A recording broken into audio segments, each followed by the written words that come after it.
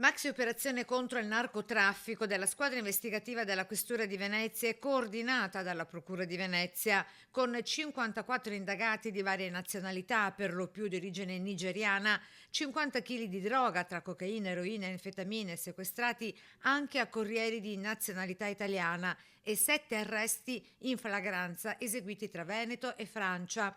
Indagine di appostamenti, pedinamenti e intercettazioni costata anni di lavoro e partita da Mestre, dal monitoraggio della polizia sul noto quadrilatero della droga, con Via Piave al centro dello spaccio. Partendo dall'analisi, dal monitoraggio dei pusher attivi su Via Piave, siamo riusciti a risalire la filiera, arrivando a tracciare un organigramma di un'organizzazione complessa transnazionale, come le dicevo prima, dedita appunto al traffico e allo spaccio di sostanze stupefacenti. Da qui l'indagine si è allargata a Padova, individuata come hub logistico e centro di stoccaggio della droga, per poi risalire fino ai vertici di un'organizzazione criminale transnazionale con base operativa in Olanda e ramificazioni in Italia e altri paesi europei.